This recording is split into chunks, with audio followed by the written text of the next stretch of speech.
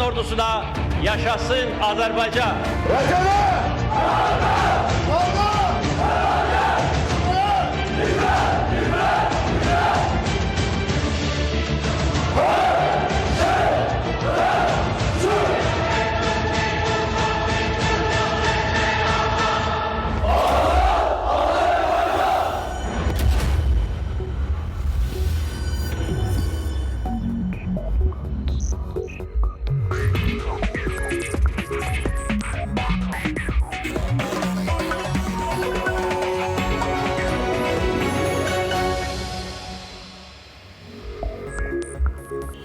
ATV-nin efirində xəbər vaxtıdır. Salamlayıram sizə, axşamınız xeyir olsun əziz və hörmətli tamaşaçılar. ATV xəbərin əsas buraxılışını təqdim edirik. Prezident İlham Əliyevin sədrliyi ilə Təhlükəsizlik Şurasının iclası keçirilib. Bugün İran tərəfindən Azərbaycan ərazisinə qarşı, Azərbaycan dövlətinə qarşı terror aktı törədilib deyən dövlət başçısı vurğulayıb ki, bunu törədənlər dərhal məsuliyyətə cəlb edilməlidir. Naxçıvan Muxtar Respublikasının ərazisini İran dövləti pilotsuz uçuş aparatları ilə atəş altına saldı. Atəşin hədəfləri mülki obyektlər idi. Naxçıvan Beynəlxalq Hava Limanı, onun terminal binası, məktəb və digər istiqamətlər İran tərəfindən namərd atəşə məruz qaldı. Prezident İlham Əliyev Təhlükəsizlik Şurasının iclasında belə deyib və bildirib ki, Azərbaycan dövləti bu çirkin terror aktını qətiyyətlə pisləyir, Azərbaycana İran rəsmiləri izahat verməlidir, üzr istənilməlidir və bu terror aktını törədənlər cinayət məsuliyyətinə cəlb edilməlidir. Birinci dəfə deyil ki, İran dövləti Azərbaycana və Azərbaycanlılara qarşı terror aktları keçirir. Hamımız yaxşı xatırlayırıq ki, bir müddət bundan əvvəl Tehrandakı Azərbaycan səfirliyi terror aktına məruz qalmışdır. Bildiyiniz kimi Azərbaycan çox sərt reaksiya vermişdi bu hadisəyə. Azərbaycan səfirliyi İrandan təxliyə edilmişdir. Bütün diplomatik əlaqələr dayandırılmışdır və İran tərəfi məcbur olub bizdən üzr istəməyə, öz günahını etiraf etməyə və bizim təkidimizlə o terror aktını törədənə ən ağır cəzada verilmişdir. Və hətta uzun müddət bu cəzanı həyata keçirməyə maraq göstərməyən, hətta cinayətkarı xilas etməyə çalışan İran dövləti məcbur olub və terrorçu edam edilmişdir Azərbaycan nümayəndələrinin gözü qarşısında. Bu dəfə də cavab eyni olacaq. Biz bu əsassız terror aktı ilə Azərbaycana qarşı törədilmiş təcavüzlə barışmayacağıq.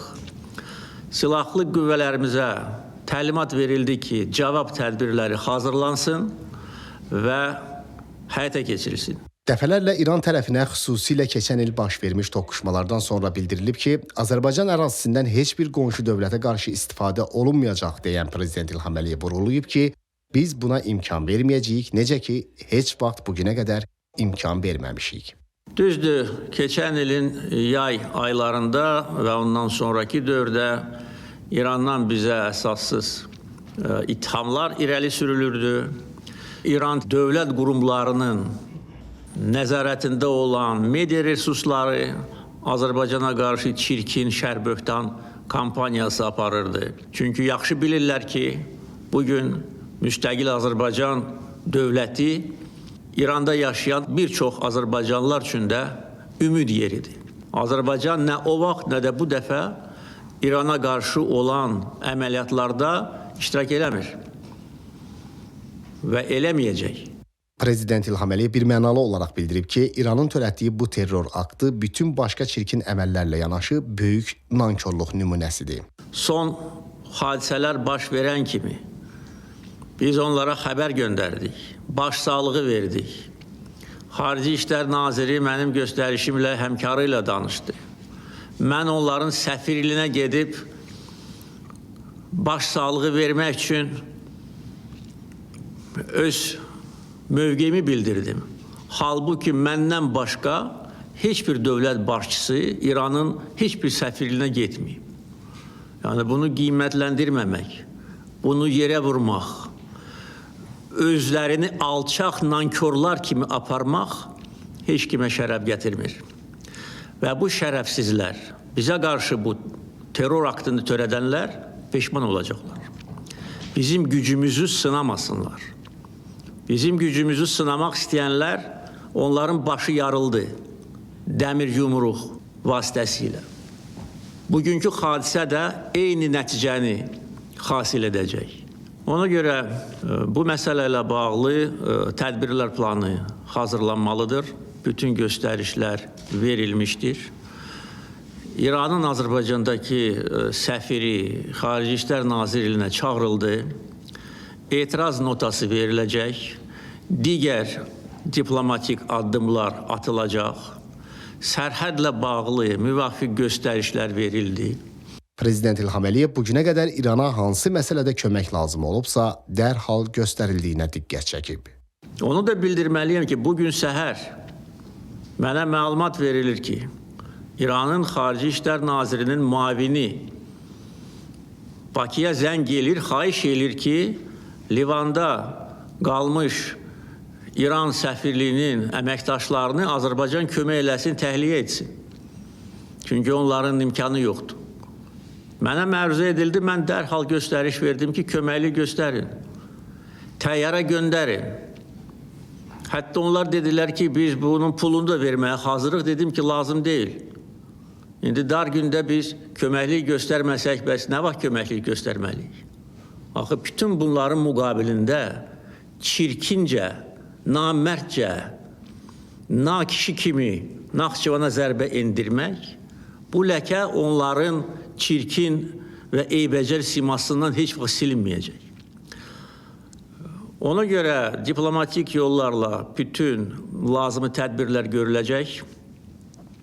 Bizim silahlı qüvvələrimiz, Müdafiə Nazirliyi, əyləşin, Dövlət Sərhəd Xidməti, əyləşin, digər bütün bizim xüsusi təyinatlı qüvvələr bir nömrəli səfərbərlik vəziyyətinə gətirilib və istənilən əməliyyatı keçirməyə hazır olmalıdırlar.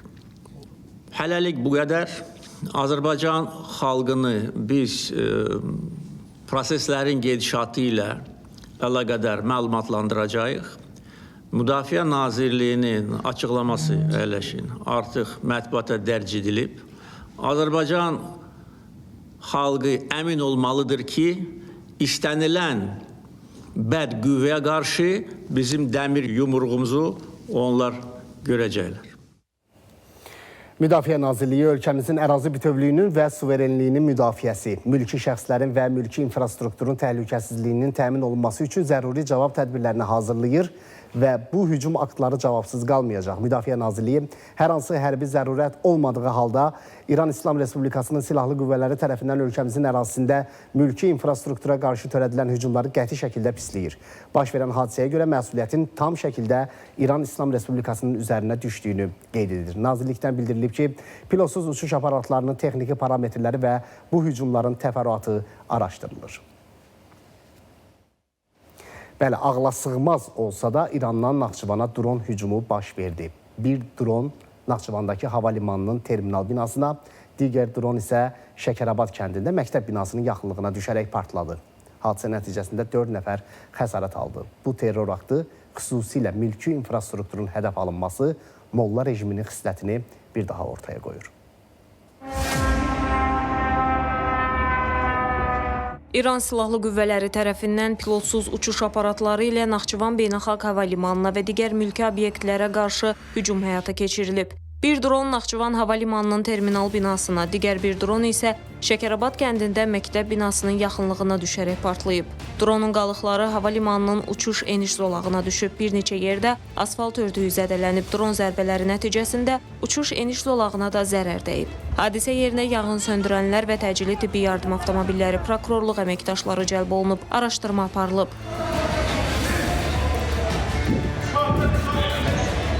Xarici İşlər Nazirliyinin məsələyə münasibəti özünü çox gözlətmədi. Nazirliyin hadisə ilə bağlı bəyanatında qeyd olunur ki, İran İslam Respublikası tərəfindən qısa müddət ərzində qeyd olunan məsələyə aydınlıq gətirilməsini, buna izahat verməsini və bu kimi halların gələcəkdə təkrarlanmaması üçün zəruri təxirə salınmaz tədbirlər görməyi tələb edirik. Hücum ölkəmizə qarşı, ərazi bütövlüyünə qarşı və suverenliyinə qarşı hücumdur və bu beynəlxalq hüququn norma və prinsiplərinin pozulmasıdır və tərəfimizdə qətiyyətlə pislənilib. İran İslam Respublikasının ölkəmizdəki səfiri Xinə çağırılıb, ona etiraz bildirilib və etiraz notası təqdim edilib.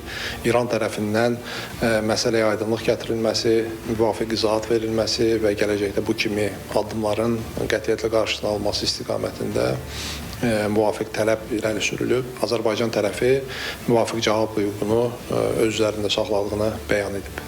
Hadisə nəticəsində 4 nəfər mülki şəxs Vəliyeva Reyhanə Sabir qızı, Zülfüqarlı Zülfüqar Məmmədoğlu, Əskərov Mehdi Mətləboğlu və təyyarəyə minik gözləyən sərnişin 1998-ci il təvəllüdlü Cəfərov Əsəd Vidadioğlu müxtəlif dərəcəli bədən xəsarətləri alıb. Təcili yardım şöbəsinə 4 nəfər müraciət edib, onlar baratravma və kəllə beyin travması alıb, ilkin müayinələr olunub. Vəziyyətləri orta ağır qiymətləndirilir və müvafiq şöbələrə yerləşdirilir. Yaranmış vəziyyətlə bağlı Naxçıvan Beynəlxalq Hava Limanında daxili və xarici istiqamətlərdə uçuşlar müvəqqəti dayandırılıb. Məsələ ilə bağlı vəziyyət operativ şəkildə qiymətləndirilir və müvafiq qurumlarla koordinasiya aparılır. Əlavə məlumatlar dəqiqləşdirildikcə ictimaiyyətə təqdim olunacaq. Faktla bağlı Baş Prokurorluq tərəfindən Cinayət Məcəlləsinin müvafiq maddələri ilə cinayət işi başlanılıb. İbtidai araşdırmanın aparılması Baş Prokurorluğun İstintaq İdarəsinə həvalə olunub. Cinayət işi üzrə prokurorluq əməkdaşları tərəfindən aidiyyatı dövlət qurumları ilə birgə hadisə yerinə baxış keçirilib. Maddi sübutlar toplanıb, zərər çəkmiş şəxslərin və şahidlərin ilkin ifadələri alınıb. Eləcə də müvafiq ekspertizalar təyin edilməklə çoxsaylı istintaq hərəkətləri icra olunur. Cinayət işi üzrə zəruri istintaq əməliyyat tədbirləri davam etdirilir və ictimaiyyətə əlavə məlumatların verilməsi təmin ediləcək. Mələ İnqilablı, Aysu Qayıbova, Rahil Bəhluzadə, ATV Xəbər. Türkiyə Prezidenti Rəcəb Tayyib Ərdoğan Prezident İlham Əliyevə zəng edib. Azərbaycan Prezidentinin mətbuat xidməti bu barədə məlumat yayıb. Türkiyə Prezidenti İran tərəfindən Naxçıvan Muxtar Respublikasına edilən dron hücumunu qınadığını deyib, qardaş Azərbaycan xalqına dəstəyini ifadə edib. Dövlət başçısı telefon zənginə və mövqeyinə görə Rəcəb Tayyib Ərdoğana minnətdarlığını bildirib. Birləşmiş Ərəb Əmirliklərinin prezidenti Şeyx Məhəmməd bin Zayed Al Nəhyan Prezident İlham Əliyevə zəng edib. Bu barədə Prezidentin mətbuat xidməti məlumat yayıb. Birləşmiş Ərəb Əmirliklərinin prezidenti İranın pilotsuz uçuş aparatları ilə Azərbaycan ərazisinə hücumunu pisləyib, hadisə zamanı yaralananların tezliklə şəfa tapmasını diləyib. Şeyx Məhəmməd bin Zayed Al Nəhyan İranın ölkəsinə raket hücumları zamanı dövlət başçısı tərəfindən Birləşmiş Ərəb Əmirliklərinə göstərilən dəstəyə və bu hücumunu qınayan mövqeyinə görə bir daha minnətdarlığını bildirib. Dövlət başçısı telefon zənginə görə Şeyx Məhəmməd bin Zayed Al Nəhyana təşəkkür edib.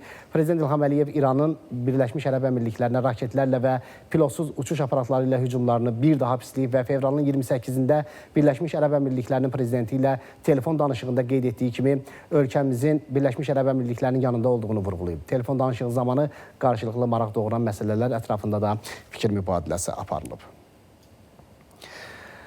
Latviya prezidenti Edgars Rinkevits Prezident İlham Əliyevə zəng edib. Telefon danışığı zamanı Latviya prezidenti İran İslam Respublikasının pilotsuz uçuş aparatları ilə Azərbaycan ərazisinə törətdiyi hücumu qətiyyətlə pislədiyini bildirib. Baş vermiş hadisə ilə bağlı Azərbaycan dövləti və xalqı ilə həmrəy olduğunu vurğulayıb. Hücum nəticəsində yaralananların tezliklə şəfa tapmasını diləyib. Türkiyənin Xarici İşlər Naziri Hakan Fidan Ceyhun Bayramova zəng edib. Telefon danışığı zamanı İran İslam Respublikası tərəfindən dünən Türkiyə istiqamətində raket hücumu, bugün isə Azərbaycana edilən dron hücumu ilə bağlı qəti etiraz bildirilib. Bu kimi hücumların qəbul edilməz olduğu diqqətə çatdırılıb. Bu hücumların beynəlxalq hüququn norma və prinsiplərinə zidd olduğu və regionda gərginliyin artmasına xidmət etdiyi vurğulanıb. Naxçıvana olan təyyarə reyslərinin təhlükəsizliyin təmin edilməsi məqsədilə uçuşların müvəqqəti olaraq Iğdır Hava Limanına təşkil olunacağı qeyd olunub. Telefon danışığı zamanı nazirlər İki ölkə arasında strateji müttəfiqlikdən irəli gələn əlaqələndirmə işlərinin davam etdirilməsinin əhəmiyyətini vurğulayıblar. Pakistan İslam Respublikasının baş nazirinin müavini, Xarici İşlər Naziri Məhəmməd İshaq Dar Ceyhun Bayramova zəng edib. Telefon danışığı zamanı Azərbaycana edilən dron hücumu ilə bağlı dərin narahatlığını ifadə edib. Bölgədə geniş eskalasiyaya səbəb ola biləcək bu kimi addımların qəbul edilməz olduğu diqqətə çatdırılıb. Nazir Ceyhun Bayramov İran tərəfindən qısa müddət ərzində məsələyə aydınlıq gətirilməsini və müvafiq izahat verilməsini gözlədiyimizi vurğulayıb. Nazirlər həmçinin Azərbaycan və Pakistan arasında qarşılıqlı maraq doğuran digər məsələlər ətrafında fikir mübadiləsi aparıb. İranın Xarici İşlər Naziri Seyid Abbas Əraqçı Xarici İşlər Naziri Ceyhun Bayramova zəng edib. Xarici İşlər Nazirliyindən verilən məlumata görə telefon danışığı zamanı Nazir Ceyhun Bayramov İran tərəfindən Azərbaycanın Naxçıvan Muxtar Respublikası ərazisinə edilmiş dron hücumlarını qətiyyətlə pisləyib, bu hücumlarla bağlı qəti etirazını bildirib. Azərbaycan ərazisinə bu hücumların beynəlxalq hüququn norma və prinsiplərinə zidd olduğu, regionda gərginliyin artmasına xidmət etdiyi vurğulayıb. İranlı nazir Naxçıvan ərazisinə dron hücumları ilə bağlı narahatlığını ifadə edib, İran tərəfinin və hərbçilərin bu hadisə ilə bağlı araşdırma başlatdığını bildirib. Əraqçı yaralanan mülki şəxslərə şəfa diləyib. İran tərəfindən hücumla bağlı üzr istənilməsini, araşdırmaların nəticələrinə dair qısa müddət ərzində izahat verilməsini, bu kimi halların gələcəkdə təkrarlanmaması üçün zəruri tədbirlər görülməsini gözlədiyimiz diqqətə çatdırılıb. İrandan Azərbaycanın Naxçıvan bölgəsinə PUA hücumu bir sıra ölkələr tərəfindən qəti şəkildə pislənilib. Qeyd etdiyimiz kimi, bugün 2 İran dronunun Naxçıvana zərbə endirməsi tamamilə qəbul edilməzdir. Böyük Britaniyanın Azərbaycandakı səfiri Fergus Auld belə açıqlama verib. O, X hesabındakı paylaşımında yazıb ki, Böyük Britaniya Azərbaycanın təhlükəsizliyini təhdid edən istənilən hərəkəti qətiyyətlə pisləyir. Bu, çətin məqamda Azərbaycanla və zərər çəkənlərlə tam həmrəyik. Fransada İranın Azərbaycana qarşı terror hücumunu kəskin pisləyib. Bu ölkənin Azərbaycandakı səfiri Sofi Laqut sosial media hesabında yazıb ki, İranın Naxçıvana qarşı həyata keçirdiyi dron hücumları Azərbaycanın təhlükəsizliyinə və ərazi bütövlüyünə qarşı qəbul edilməz bir addımdır. Hadisə regional sabitliyi pozan bir hərəkətdir və beynəlxalq hüququn pozulmasıdır. İranın Azərbaycan ərazisində dron hücumunu Ukrayna, Qazaxıstan, Gürcüstan, Bolqarıstan, Səudiyyə Ərəbistanı, Küveyt, Suriya və İsrail hökumətləri də kəskin pisləyib və bu hadisənin qəbul edilməz olduğunu bəyan ediblər.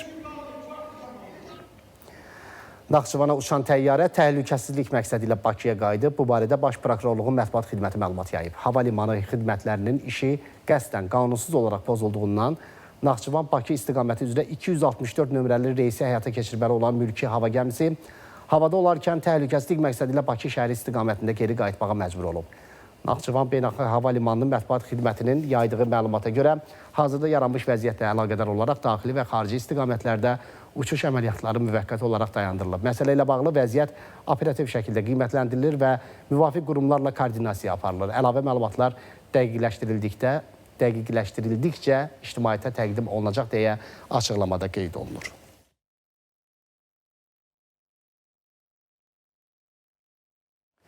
Azərbaycan-İran dövlət sərhədindən yük avtomobillərinin hərəkətinin dayandırılması ilə bağlı qərar qəbul edilib. Bu barədə Nazirlər Kabineti məlumat yayıb. Bildirilir ki, Azərbaycanın Naxçıvan Muxtar Respublikasında İran ərazisindən mülki infrastrukturu hədəf alınmaqla pilotsuz uçuş aparatları ilə hücumlar həyata keçirilib. Naxçıvan Muxtar Respublikasının beynəlxalq hava limanı, məktəb və digər istiqamətlər İran tərəfindən atəşə məruz qalıb. Hücumlar nəticəsində bir neçə mülki şəxs xəsarət alıb, hava limanının terminal binasına ziyan dəyib. Beynəlxalq hüququn norma və prinsiplərinə zidd olan bu hücumlar nəticəsində yaranmış mövcud vəziyyət nəzərə alınaraq Azərbaycan-İran dövlət sərhədində bütün sərhəd keçid məntəqələrindən yük avtomobillərinin hərəkətinin, o cümlədən tranzit məqsədi ilə yük avtomobillərinin hərəkətinin müvəqqəti olaraq tam dayandırılması barədə Nazirlər Kabineti tərəfindən müvafiq qərar qəbul edilib. İranın molla rejimi növbəti dəfə əsl simasını göstərdi. Naxçıvana edilən dron hücumları zamanı mülki infrastruktur və uşaqların olduğu məktəbə yaxın ərazilər hədəf alındı. İranın Naxçıvan istiqamətində həyata keçirdiyi dron hücumu təkcə hərbi təxribat deyil, həm də qonşu ölkədə hakim olan o molla rejiminin siyasi və mənəvi böhranının açıq göstəricisidir. Bəs ədalət və dini dəyərlər iddiası ilə çıxış edən Tehran rejimi bu addımı necə izah edəcək? Bu maraqlı sualın cavabını gözləyirik. Ay Allah!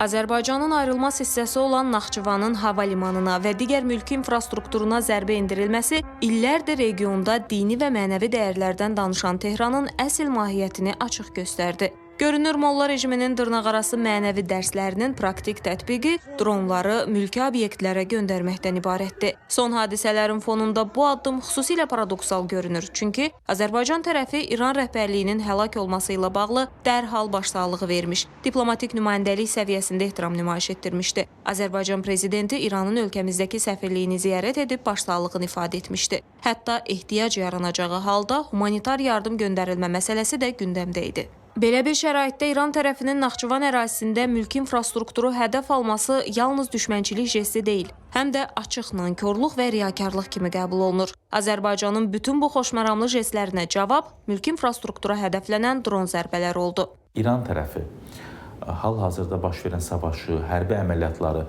onun miqyasını genişləndirib başqa ölkələrin ərazisinə keçirməklə müharibənin təkcə İran sərhədləri ilə məhdudlaşmayacağını göstərmək niyyətindədirlər. Qonşu ölkələrə sanki bir baskıdır ki, onlar da öz növbəsində ABŞ və İsrail kimi İrana hücum edən ölkələrə təzyiq göstərərək bu hərbi əməliyyatların tez bir zamanda sona çatdırılmasına töhfə versinlər. Diqqətli olmalıyıq, bir dövlət olaraq, xalq olaraq biraz səbirli olmalıyıq. Çünki İran elə bir dövlətdir ki, nə qanun var orada, nə qayda var orada. Xüsusən də indi bax bu hal-hazırdakı vəziyyətdə özbaşınalıqdır. Ölkənin nə rəhbəri bilinir, nə başçısı bilinir, nə siyasəti bilinir. İranın apardığı siyasətin nəticəsində İran özü sonuçda qalacaqdır, meydanda tək. Hadisənin ən narahat edici tərəfi dronlardan birinin məktəb yaxınlığına düşməsidir. Dərs vaxtı uşaqların məktəbdə olduğu bir anda belə bir hücumun baş verməsi İranın Molla rejiminin əsl simasını açıq göstərir. Tehranda məktəblərə hücumlar və uşaqların həlak olması kimi ağır hadisələrdən sonra mülki infrastruktura, xüsusilə də uşaqların olduğu təhsil müəssisəsinə hücum etmək heç bir halda müdafiə və ya təhlükəsizlik arqumenti ilə izah oluna bilməz. Əgər bir rejim regionda sülhdən, təhlükəsizlikdən dəm vurursa, onun davranışları da həmin iddialara uyğun olmalıdır. Məktəb yaxınlığına düşən dron isə həmin iddiaların nə qədər saxta olduğunu açıq şəkildə göstərir. Molla rejiminin həm Türkiyə Cümhuriyyətinə raket zərbəsi vurmaq istəməsi, həm də Azərbaycanın ayrılmaz bir parçası olan qədim Azərbaycan torpağı olan Naxçıvana pilotsuz uçuş aparatları ilə mülki obyektlərə, yəni həm hava limanına, həm də bir orta məktəb yaxın ərazisinə zərbə endirməsi Azərbaycanlılara qarşı yeritdiyi siyasətdə həmişə qeyri-obyektiv mövqe tutur.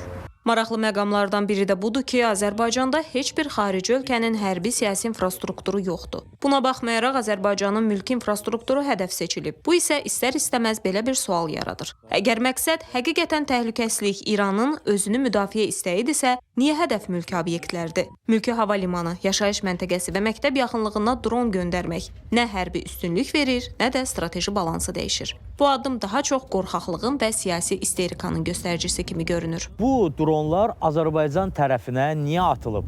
Bu ərazidə, Naxçıvan ərazisində İranı təhdid edən hər hansı bir hərbi hissə yox, hərbi birləşmə yox. Azərbaycan da həm müharibədən əvvəl, həm müharibə başladığı bu bir həftə ərzində dəfələrlə bu prosesdə tərəf olmadığını bildirib. İranda Azərbaycanla münasibətlərin normal olmasını istəməyən qüvvələr var və bu qüvvələr hərbi strukturlarda azlıq təşkil etmir, kifayət qədərdir və onlar Azərbaycana qarşı bu cür cinayət tərkibi olan addımlar atırlar. Bu suallara İranın diplomatik korpusunun aydınlıq gətirəcəyi ümidi ilə ATV-nin çəkiliş qrupu gün ərzində İran İslam Respublikasının Azərbaycandakı səfirliyinin önündə keşik çəkib. Lakin səfirlik nümayəndələri əməkdaşlarımızı dəfələrlə oradan uzaqlaşdırmağa çalışıblar. Bir müddətdən sonra səfirin xidməti avtomobili binanın qarşısına gəlib. Əvvəlcə təkidlə çəkilişi dayandırmağımızı istəyiblər ki, səfir suallarımızdan yayınıb binaya daxil ola bilsin. Amma çəkiliş qrupumuzun ərazini tərk etmədiyini və səfirin fikrini soruşmaqda israrını görüncə, səfir maşından düşmədən diplomatik korpusdan uzaqlaşıb. Tarix də sübut edir ki, Azərbaycan xalqının əzmkarlığını, iradəsini, cəsarətini hücum, hədə yolu ilə qorxutmaq mümkün deyil. Bizə qarşı agresiya yolunu seçənlər sonda etdiklərinin acı nəticələri ilə üzləşiblər. Molla rejiminin aqibətinin də belə olacağı şübhə doğurmur. Çünki nə əkərsənsə, onu da biçəcəksən. Mələk İnqilablı, İsmail Əmirli, Şəhriyə Rəhmədli, Yunis Yusubov, Pərviz Əliyev, ATV Xəbər. Suda boğulan saman çöpü axtarır, saman çöpü də tapmayanda özünü tam itirir, qeyri-adekvat davranışlar sərgilir. Yəni, nə edəcəyini qəti bilmir. Batmaqda olan İran molla rejimi də görünür, başını tam itirib, nə etdiyini bilmir. Bugün bütün region ölkələri İranın molla rejiminin öz qonşularına qarşı daha bir xəyanətinin şahidi oldu. Naxçıvanda mülki infrastrukturun dronla vurulması molla rejiminin geniş regional gərginliyə yol açdığının, İranın bütün bölgəni yandırmağa həqiqətən də cəhd etdiyinin daha bir sübut oldu. Azərbaycan İranın ərazi bütövlüyü, suverenliyini müdafiə etdiyini, ona qarşı başladılan müharibəni pislədiyini, bu ağır günlərdə onların yanında olduğunu dəfələrlə bəyan etsə də, əvəzində yenə də xəyanət, riyakarlıq gördü. Əslində dəyişən heç də yoxdur. Azərbaycan zaman-zaman İrandan xəyanət, ikiyüzlülük, terrorçuluq, erməni işğalı və separatizminə həmişə dəstək görüb. Amma qarşılığında yenə də beynəlxalq hüquqa, mehriban qonşuluğa, ümumi dini dəyərlərə hörmət əlaməti olaraq İranla heç nə olmamış kimi davranıb. Amma yetər. Hörmət də, qonşuluq da qarşılıqlı olmalıdır. Artıq qarşılıq verməyin vaxtıdır və buna tam hüququmuz var. Azərbaycan müstəqillik əldə etdiyi ilk günlərdən daim İranla konstruktiv, səmimi münasibətlərə cəhd edib. Daim çalışıb ki, əlaqələr ortaq dəyərlərə əsaslansın. Sözdə deyilənlər reallıqda da olsun. Ona görə də bir zamanlar işğal altında olan Qarabağda dini ziyarətgahlarımız təhqir olunanda da, məscidlərə donuzlar buraxılanda da, Azərbaycan müsəlmanlarını qətlə yetirən erməni rejimini ayaqda saxlamaq üçün yanacaqla təmin edəndə də, öz ərazisini Ermənistanın əsas silah-sursat dəhlizinə çevirəndə də Azərbaycan təmkinlə yanaşdı. Düşündü ki, bütün bunlar İrandakı hakim administrasiyanın geosiyasi səhvləri də ola bilər. Amma İrandakı hökumətlər dəyişsə də Azərbaycana qarşı qərəzli yanaşma dəyişmədi ki, dəyişmədi. Bu da Tehran rejiminin Azərbaycan xalqına qarşı qərəz və məkirli mahiyyətini bir daha ortaya qoymuş oldu. Bugün Fars Molla terror rejimi ve onun dünya miqyasında terrorçu grubu kimi tanınan Supah Pastaran qolu Naxçıvanda sivil insana saldırmaqla bir daha sübut etdi ki, bu rejim ilk yaranan gündən bu günə qədər Azərbaycan xalqına qənim kəsilib. Fərq etmir. Naxçıvan olsun, Bakı olsun, Tehranda Azərbaycan səfirliyi olsun, Təbrizdə milli fəallarımız olsun, Urumuda, Zəncanda, Təbrizdə aylar haqqımız olsun, Ərdəbildə əsrə pənahimiz olsun və bütün insanlarımızı, ana dilimizi istəyənləri edam etdilər, gülləbaran etdilər və bu gün də onların çoxu Tehranda evin zindanındadır. Bildiyimiz kimi İran çox millətli və çox mədəniyyətli dövlət kimi formalaşıb. Azərbaycanlılar hazırda ölkənin farslarla yanaşı ən böyük xalqlarından biridir.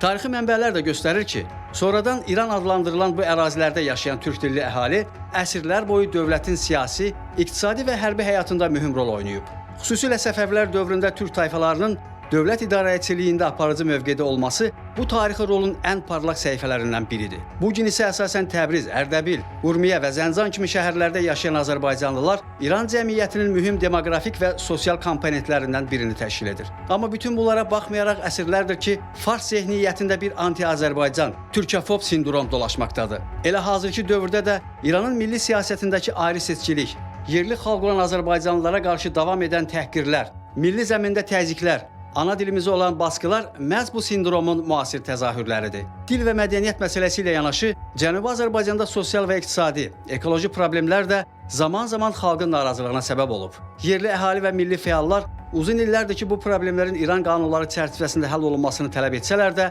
zindanlara atılır, edam olunur, yaxud da səhhətlərinə öldürücü təsirlər göstərilir. İranın ətrafdakı qonşularına qarşı son günlər atdığı təcavüzkar addımlar, xüsusilə Azərbaycana qarşı da dronlardan istifadə etməsi, ölməkdə olan orqanizmin agoniyasından, son çırpıntılarından xəbər verir. Amma rejim unutmamalı idi ki, Naxçıvana vurduğu zərbə əksinə onun miskin sonunu bir qədər də sürətləndirə bilər. Əslində Cumhuri İslami Fars Molla terror rejimi Naxçıvana bugün o saldırısı ilə Təbrizdə İstiqlal marşını bizə oxutmaq istədi. Təbrizdə İstiqlal zilim bastı.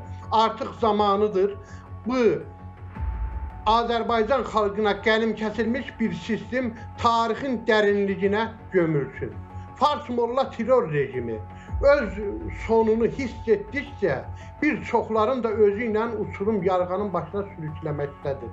O cümlədən Azərbaycanlıları. Bugün biz Azərbaycanız. Bugün biz bütöyük.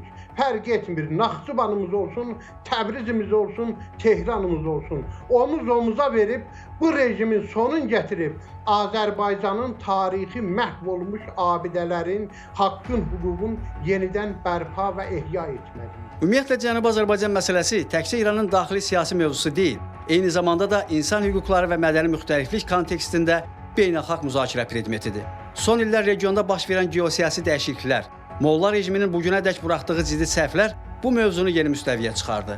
Cənubi Qafqazda güc balansının dəyişməsi, Azərbaycanın regional rolunun artması və Türkiyənin bölgədə daha aktiv siyasət aparması İran daxilində yaşayan azərbaycanlılara Molla rejiminin qısqanclığını, təzyiqini bir qədər də intensivləşdirdi.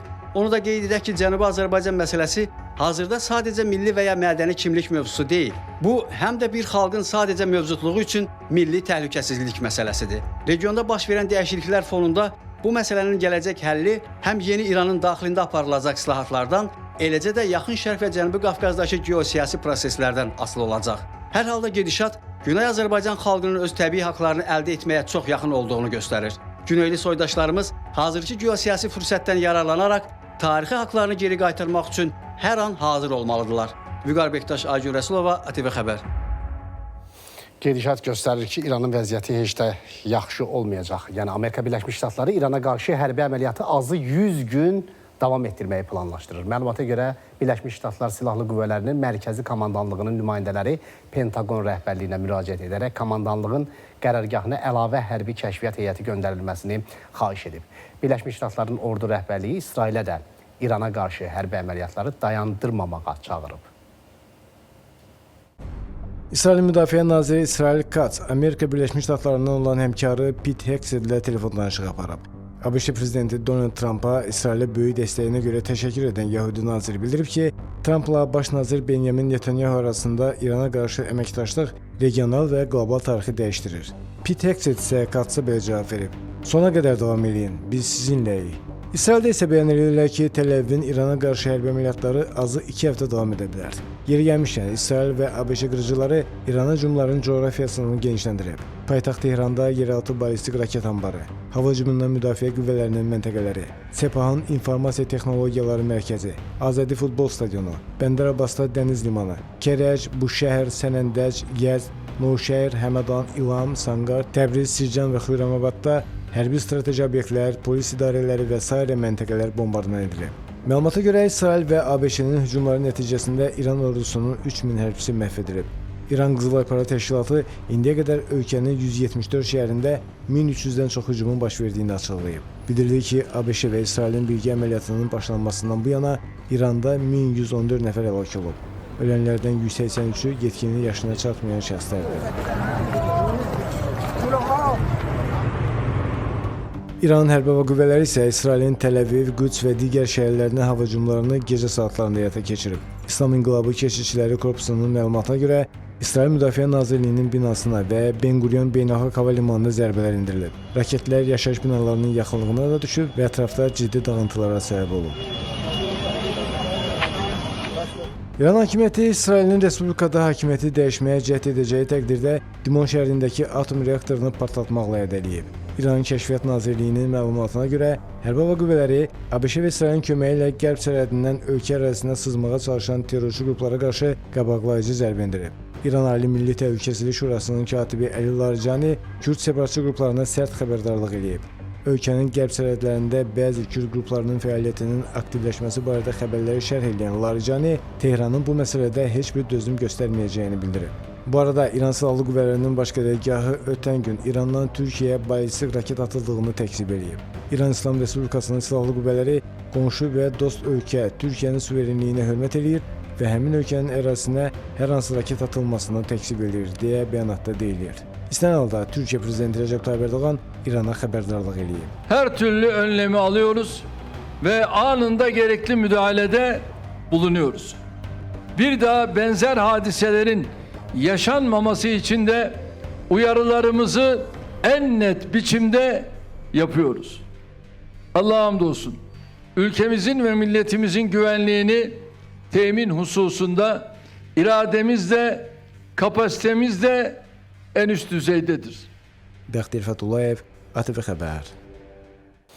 Amerika Birləşmiş Ştatları və İsrailin fevralın 28-də başlatdığı hərbi əməliyyatlar səbəbindən İrandan Azərbaycan sərhədi ilə vətəndaşların təxliyəsi davam edir. İndiyədək Astara dövlət sərhədindən 1424-ədək Azərbaycan və digər ölkə vətəndaşları təxliyə edilib.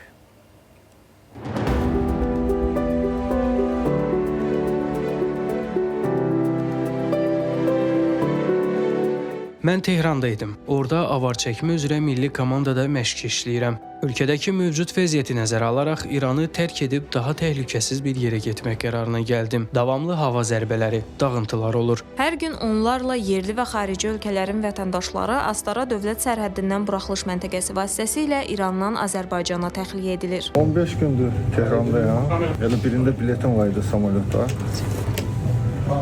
Şeylədilər, akmiyet elədilər reysi. Ondan sonra daha gəldim bura, buradan keçdim. Çox gözəl qarşıladılar, sağ olsunlar.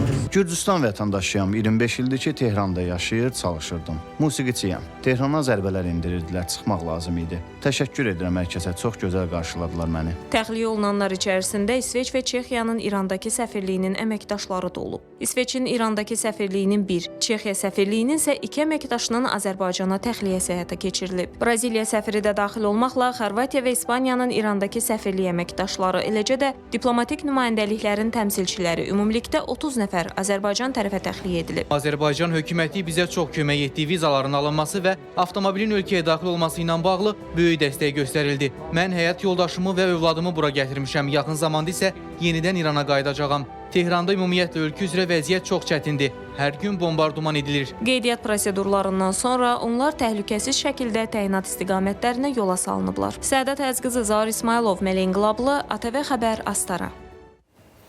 Davam edirik. Bakı şəhərində və ətraf ərazilərdə nəqliyyat infrastrukturunun təkmilləşdirilməsinə dair 2025-2030-cu illər üçün dövlət proqramı çərçivəsində nəqliyyat infrastrukturunun təkmilləşdirilməsi, geniş şəbəkənin qurulması, istifadənin səmərəliliyinin artırılması və avtobus parkının modernləşdirilməsi prioritet məsələlər kimi qeyd olunub. Buzovna qəsəbəsində Alballıq elektrik avtobus deposu istifadəyə verilib. Depoda Azərbaycan istehsalı olan 167 avtobusa xidmət göstəriləcək.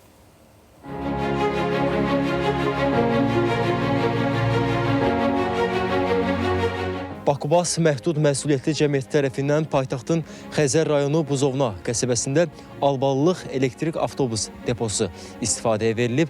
4,3 hektar ərazini əhatə edən avtobus deposunun inşasına ötən ilin iyun ayında başlanılıb. Qeyd edeyim ki, ərazidə inzibati bina, müasir yuma kompleksi və təmir mərkəzi fəaliyyət göstərir.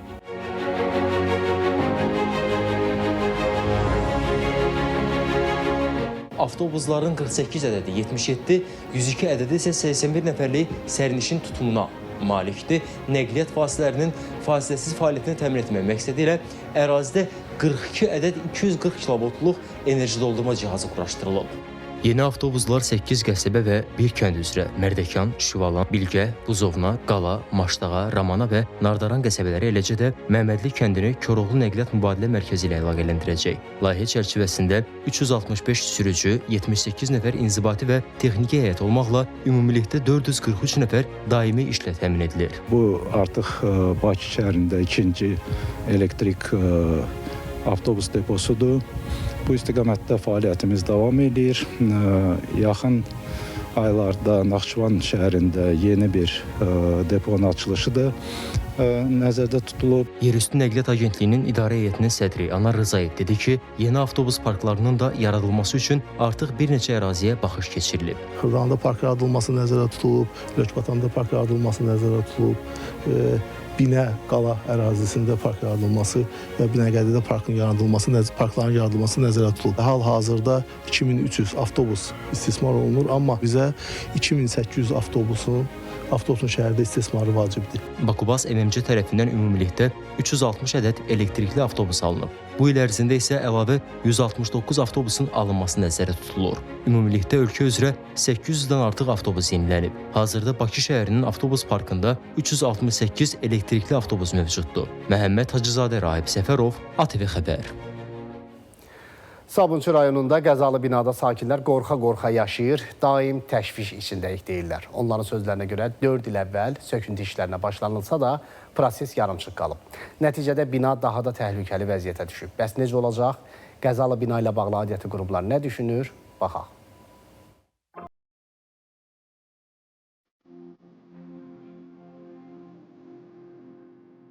Binanın bir hissəsi dağıdılıb, pilləkənlər isə yararsız vəziyyətdədir. Bu bina artıq 4 ildir ki, söküntü vəziyyətində qalıb. Burada yaşayan sakinlər indi təhlükəli vəziyyətdə yaşamaqla yanaşı, yeni mənzillərin nə vaxt veriləcəyindən xəbərsizdirlər. Söhbət Sabunçu rayonu Nikolay Baybakov küçəsində yerləşən 2 mərtəbəli yaşayış binasından gedir. Uzun illərdir burada yaşayan Eldar Əliyevin sözlərinə görə təxminən 4 il əvvəl özəl şirkətlərdən biri sakinlərlə danışıqlara başlayıb. Bəzi sakinlər razılaşaraq mənzillərini tərk etsələr də ondan çox ailə təkliflə razılaşmayıb. Razılıq əldə olunan mənzillərdə söküntü işlərinə başlanılıb, lakin naməlum səbəblərdən işlər yarımçıq dayandırılıb. Nəticədə bina daha da qəzalı vəziyyətə düşüb. Sakinlərin aidiyyəti qurumlara etdiyi şikayətlər isə indiyədək cavabsız qalıb. Binada yaşamaq olardı, nisbətən yaxşı idi. 4 il bundan qabaq dedilər sökülür, gəldi bütün binanı dağıtdılar. Burada 12 ailə qalıb, 12 ailə də pis gündə yaşayır. Nə gəlib bizlə danışıq aparan oldu, heç kim gələn olmadı. Binanın birinci mərtəbəsi daha çox dağıdıldığından və baxımsız qaldığından sakinlər deyir ki, gecə saatlarında bura tüfeyle həyat tərzi sürən şəxslər və narkomanlar yığışır. Hətta biz burada narkomanların istifadə etdiyi şprisləri də görə bilirik. Gecə səhərəkən burada yatırlar, yine vurdururlar özlərini, nə qayırlar orası. Ola bilər, buradan sıkıntı ola bilər şu an başında. Məsələ ilə bağlı Sabunçu rayon icra hakimiyyətinə müraciət etdiyi qurumdan bildirildi ki, Nikolay Baybakov küçəsində yerləşən qəzalı binaların sökülərək yerində yeni binaların inşa edilməsi ilə əlaqədar əvvəl başqa şirkətlə danışıqlar aparılıb. Amma tam razılıq əldə edilmədiyindən proses yarımçıq qalıb. İndi bir başqa şirkətlə ARK Construction MMC ilə sənədləşmə işləri aparılır. Binanın söküntüsünü bu şirkət həyata keçirəcək. Əkbər Əlizadə, Şəhriyar Əhmədli, Sənan Bəhrəmli, ATV Xəbər. Yaxın günlərdə ölkəmizdə əlavə dəyər vergisini geri al mexanizmi avtomatlaşdırılacaq. İqtisadiyyat Nazirliyi yanında Dövlət Vergi Xidmətinin rəisi Orxan Nəzərli Bakıda keçirilən vergi sistemində gələcəyə baxış, yeni idarəetmə modeli və data əsaslı qərarlar adlı forumda bu barədə məlumat verib. Sadələşən yeni mexanizmlə bağlı detallar sıradakı sujetdə.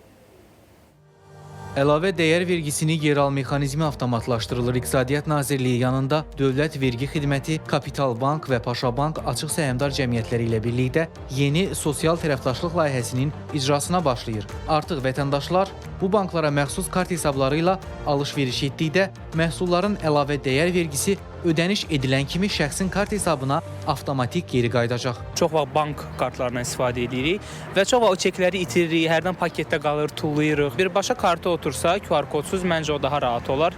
Həm də ki, artıq bilərik ki, nə qədər pul oturdu, nə var, nə yox. Məncə mükəmməl bir şeydir. Əvvəllər problem idi, QR kodu oxudub gəlmirdi, gələdi. Yəni bir aydan sonra gəlirdi ya da QR kodu heç oxunmadı, fiskal aydın yazırdı. Belə olsa lap yaxşı olardı. Əvvəlcə çətinlik çəkirdik. Vuranda olmurdu. Yüklənmirdi də, belə QR kodu görsənmirdi, yüklənmirdi. Əla bir şeymiş ki bu. Misal üçün oturub 90 gün boyun gözləyincəyə qədər promo gəlməsi elədirsə artıq nağd pul getdi də məncə də. Onsuz istifadə edən yox idi nağd pul. Belə bir şey gələndən sonra heç inanmıram kimsə nağd pul istifadə edir. Dövlət Vergi Xidmətinin rəisi Orxan Nəzərli bildirdi ki, mexanizmin avtomatlaşdırılması şəffaflığı artıracaq və vətəndaşlar üçün prosesi xeyli asanlaşdıracaq. Layihənin məqsədi ƏDV geri al mexanizmini vətəndaşlar üçün daha da sadələşdirmək və geri qaytarılan vəsaitlərin daha operativ şəkildə əldə olunmasını təmin etməkdir. Nağdsız adı çəkilən 2 bankın kartı ilə kabinet edilən ödənişlər zamanı yeni nəsil nəzarət kassa aparatları çəkilən məlumatları elektron kabinetdə avtomatik artıq əks olunacaq və geri qaytarma müraciətin formalaşdırılması prosesi tam olaraq avtomatlaşacaq. İqtisadçı Xalid Kərimli deyir ki, əlavə dəyər vergisini geri al layihəsi avtomatlaşdırıldıqdan sonra artıq vətəndaşların mağazalarda kassirdən qəbz gözləməsinə ehtiyac qalmayacaq. Qəbzin oxudulması prosesində əziyyət çəkən yaşlı nəslin də işi asanlaşmış olacaq. Vətəndaşlar haqları olan əlavə dəyər vergisinin müəyyən hissəsini dərhal geri alma imkanı qazanacaq. Beləliklə bu sahədə müəyyən fırıldaqçılıq hallarının da qarşısı alınmış olacaq. Satıcılar burada üstünlük əldə etmək üçün bəzən qəbzləri vətəndaşa verməyərək özləri oxudurdular. Düzdür, bu sahədə vergi inzibatçılığı, vergi nəzarəti mövcud idi. Amma eyni zamanda da müəyyən belə deyək, narahatçılıq və problemlər yaranırdı. İqtisadçı hesab edir ki, banklar arası rəqabətin qorunması nəzərə alınarsa, prosesin tezliyi ilə ölkənin bütün bankları və kartlarını əhatə etməsi olduqca vacibdir. Səna Bəhrəmli, Nurlan Şiraliyev, ATV Xəbər. Ölkəmizdə premium gözəllik sektorunda yeni mərhələnin başlanğıcı olaraq Parlice Beauty rəsmi şəkildə fəaliyyətə başlayıb.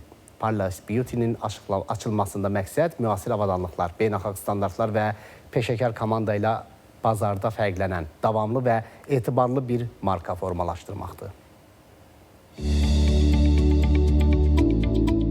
Parlice Beauty bir gözəllik salonu deyil, keyfiyyətə, estetikaya və müştəri rahatlığına önəm verilən məkandır. Manikür, pedikür, makiyaj, eyni zamanda kiprik, masaj, lazer, kosmetoloji xidmətlər, yəni gözəlləşməyə aid nə varsa hamısı olacaq. Analar gözəlləşərkən övladları da orada öyrənib inkişaf edəcəklər. Talant gizli açmaqda məqsədimiz analar özlərinə baxarkən övladları da onlara yaxın bir məkanda, təhlükəsiz və inkişaf yönümlü bir mühitdə inkişaf etməyidir. Lakin mərkəzimiz yalnız salon müştəriləri üçün deyil, həmçinin də hər kəs üçün açıqdır. Açılış mərasimində ictimaiyyət və media nümayəndələri, incəsənət xadimləri, tanınmış simalar iştirak etdi. Parlice Beauty gələcək mərhələdə xidmət spektrını genişləndirərək premium gözəllik sahəsində regionun aparıcı brendlərindən birinə çevrilməyi hədəfləyir. Salon beynəlxalq idarəetmə və xidmət standartlarına uyğun fəaliyyət göstərir. ATV Xəbərdən bugünə çatdıracaqlarımız bu qədər. Bizi izlədiyiniz üçün təşəkkürlər. Ən son xəbərləri ATV Xəbərdən alın, çünki biz sizə lazım olan xəbərləri təqdim edirik. Gecəniz xeyrə qalsın.